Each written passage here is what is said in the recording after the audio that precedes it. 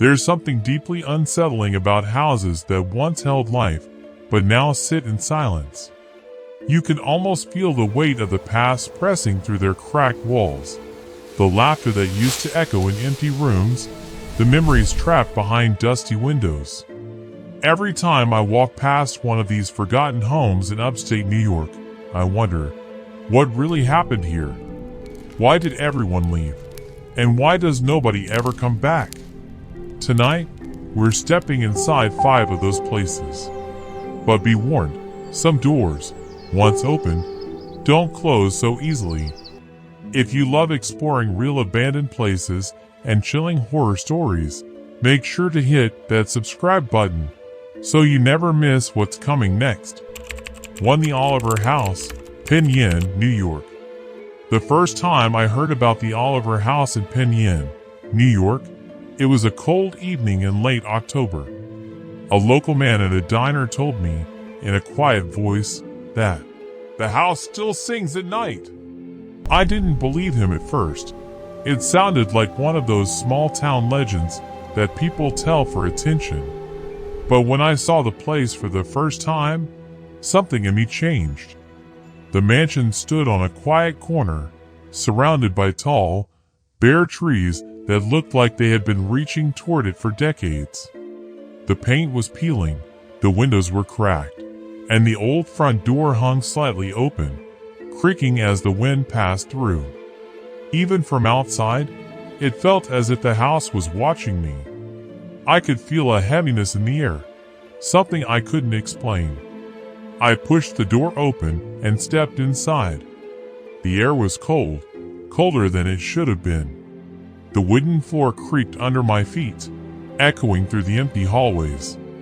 There was an old piano in the living room, covered in dust, but the strange thing was, it looked as if someone had recently wiped a few of the keys clean.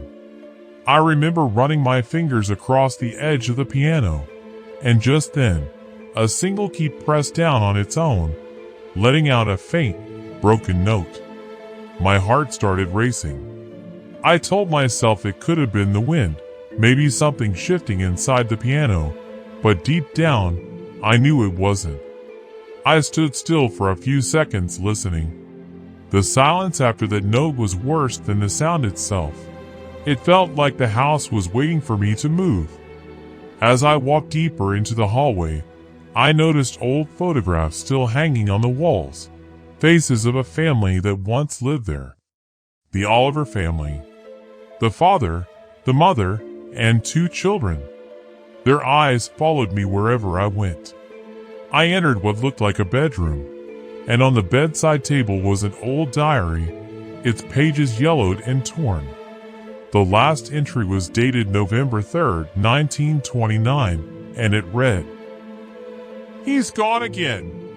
The voices are louder tonight. I can't stay much longer." A sudden sound made me freeze.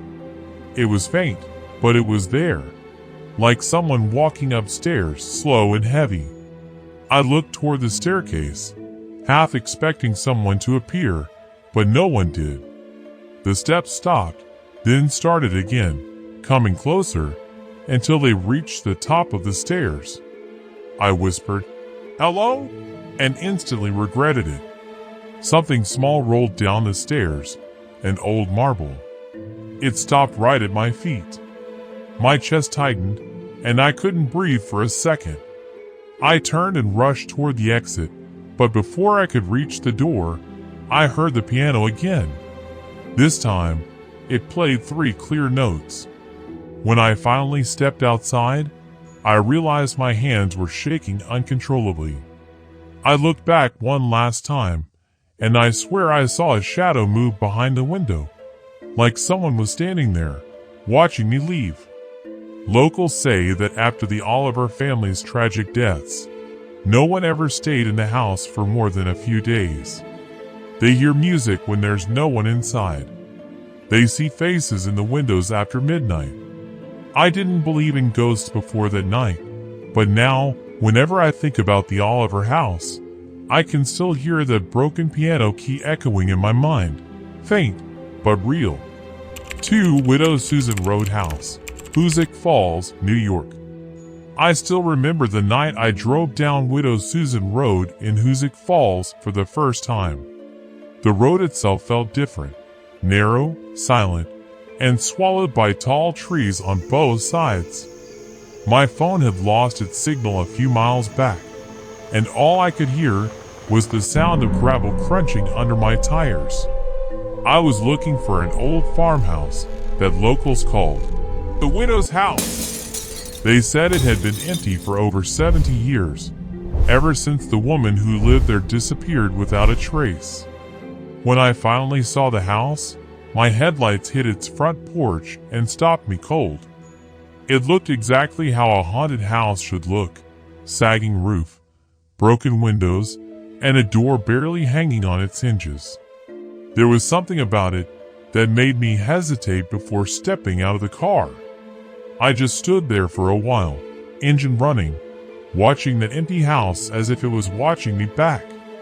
I grabbed my flashlight and walked toward the porch. The wooden steps groaned under my feet. The door wasn't locked. It just drifted open when I touched it. Inside, the air was thick, almost heavy. Dust floated in the beam of my flashlight, and everything smelled like old wood and rain. In the corner, there was a rocking chair, still moving, very slowly, back and forth, even though there was no wind. I froze. For a few seconds, I couldn't move. Then I whispered to myself, "It's just the floor shifting," trying to sound calm. But then I saw something carved into the wall behind the chair, deep letters scratched into the wood. It said, "She never left." That's when I heard the first sound.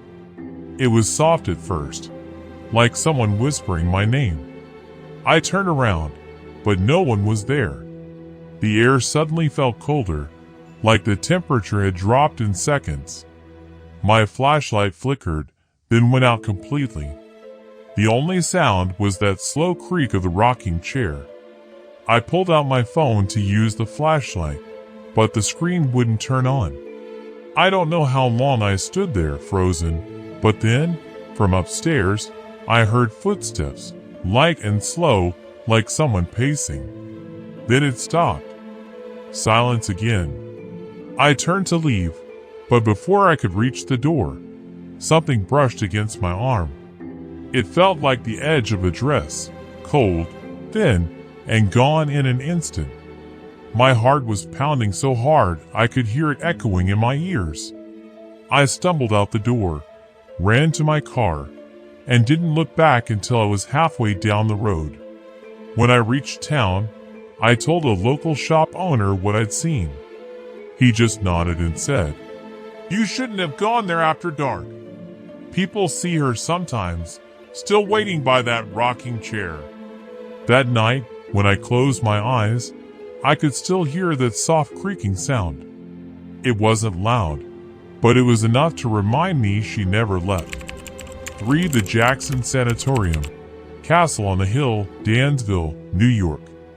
The first time I saw the Jackson Sanatorium in Dansville, I didn't plan to go inside. I was just driving through upstate New York, chasing the last bit of sunlight before nightfall, when I saw the huge stone building sitting alone on the hill. Locals call it the Castle on the Hill, and I had heard stories. People said it used to be a healing place, then a hospital, and later, something much darker. The windows were shattered, and ivy had climbed all the way up to the roof. The sight of it made me stop the car. I parked near the old gate and stepped out. The air was cold, and the smell of damp leaves mixed with something metallic, like rust or blood. The iron gates were bent open just enough for me to slip through. Every step I took made the silence heavier. Inside the building, my flashlight beam caught torn curtains hanging like ghosts from the windows. The floors were littered with broken glass and old medical tools that looked too sharp to belong to any hospital meant for healing. As I moved down the hallway, I saw a sign on the wall, "Hydrotherapy Room." The door was still half open. I pushed it slowly, and it creaked like someone sighing. Inside, I found an old bathtub bolted to the floor, its edges stained dark. The room was freezing, but the surface of the water in the tub was moving, just a slow ripple, as if someone had touched it seconds ago. I stepped closer, trying to convince myself it was just dripping water from the ceiling. But there was no leak. The ceiling was dry. I turned to leave, but then I heard it. A whisper. Soft, broken, and coming from the hallway behind me. It wasn't words at first, just sounds. I held my breath. Then, clearer this time, a voice said, "Stay." I froze. My light flickered once, then twice, and went out completely. My heart was pounding so hard I could feel it in my throat. I fumbled to turn the light back on, and when it came on, I saw something that still haunts me. There was a wet handprint on the inside of the door, fresh, dripping. I backed away slowly, but my foot hit something metal. I looked down. It was a hospital tag, old and rusted, with a name barely visible. Eleanor J. My hand started shaking.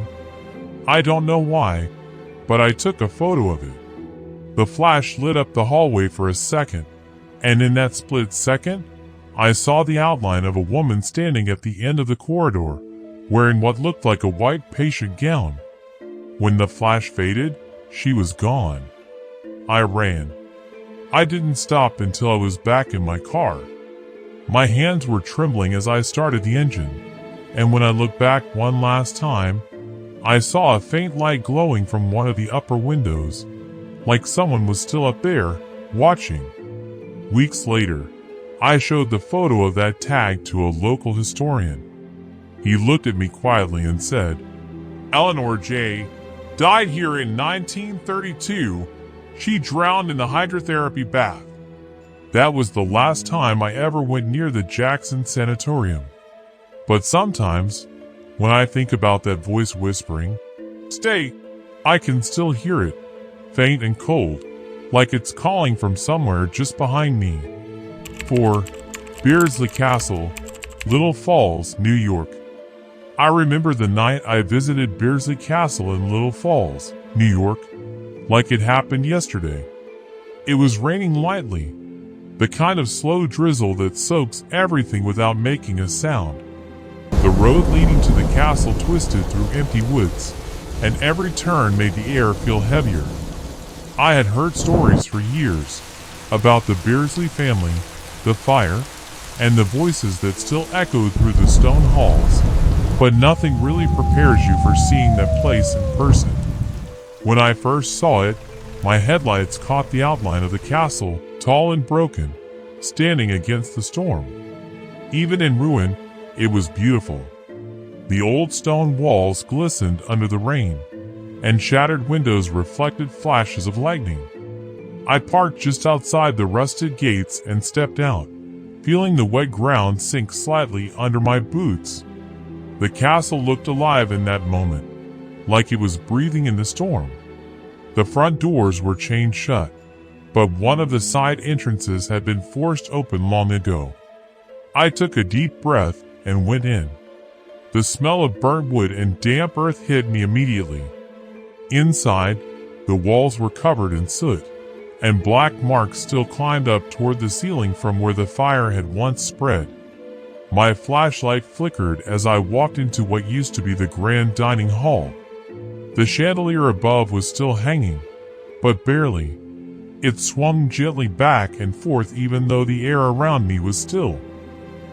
I started hearing things almost right away. At first, it was small, like the sound of a chair being dragged across the floor upstairs. Then came the faint echo of footsteps, slow and deliberate. I pointed my flashlight toward the staircase, but there was no one there. I told myself it was probably just the wind moving through the cracks, but the footsteps didn't stop. They were getting closer, one after another, until I could feel the vibration through the wooden floorboards. I turned toward the sound and whispered, "Hello?" My voice cracked in the silence. For a moment, everything stopped. Then, from the shadows at the top of the stairs, a woman's voice answered, soft but clear. "Why did you come back?" My heart dropped. I froze, staring up at the darkness, but I couldn't see anything. The air around me grew colder, and I could see my breath. The smell of smoke filled the room again, stronger this time, as if the fire had just started. Then, without warning, the chandelier above me shook violently, and one of its glass pieces shattered on the floor beside my foot. I ran. I don't even remember how I made it back outside, but when I looked back at the castle, a light was glowing faintly in one of the upper windows, a warm orange light, like firelight. And just for a second, I thought I saw the silhouette of a woman standing there, her hand pressed against the glass. Later, when I talked to a local historian, he told me that a woman named Abigail Beardslee had died in that fire. Some say her spirit never left, and I believe it, because every time it rains, I still see her face in that window in my dreams, watching, waiting, as if she's still trapped in the flames that never really went out. 5. Dr. Best House and Medical Exhibit, Middleburg, New York. When I first visited the Dr. Best House and Medical Exhibit in Middleburg, New York, I wasn't planning to stay long. It was one of those places you hear about from locals, half museum, half haunted home. People said it still smelled like medicine and death. Out of curiosity, I went there on a cloudy afternoon when the sky looked heavy, like it could rain any second. From the outside, the house looked perfectly normal. A neat old Victorian home with white siding and green shutters. But the moment I stepped inside, I knew something was off. The air inside felt wrong. It was cold, still, and thick with that sharp smell of antiseptic mixed with old wood. I remember hearing the faint ticking of a clock somewhere deep in the house, even though I couldn't see one. The lady at the entrance gave me a polite smile and said, "You can explore the doctor's rooms on your own. Just stay out of the basement." I laughed lightly, thinking it was a joke, but her eyes didn't move. She meant it. I started with the old examination room.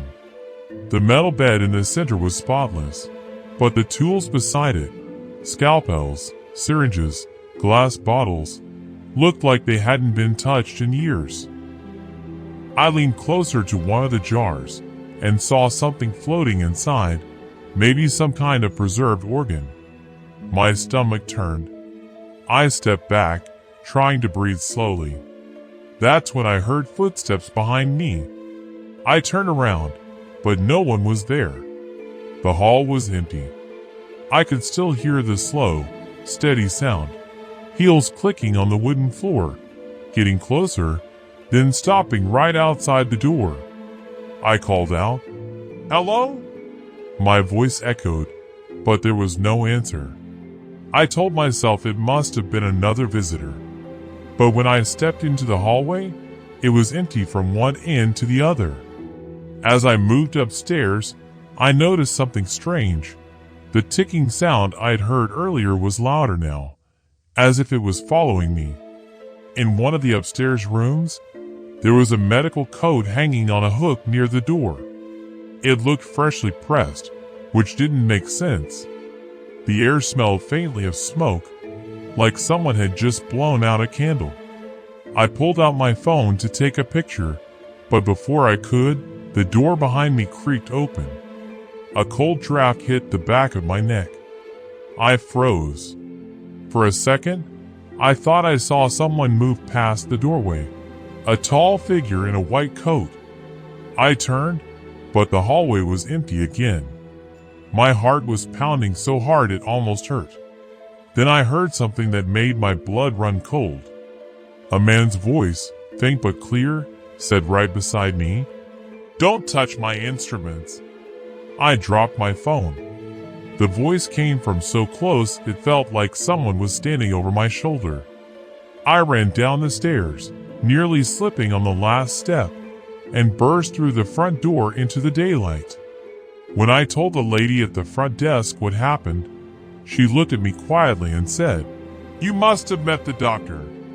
He doesn't like visitors touching his tools." I laughed nervously, trying to brush it off, but as I drove away, I looked in my rearview mirror. In the upstairs window, behind the lace curtain, I could see the faint outline of a man's face, watching me leave, expressionless, as if making sure I never came back.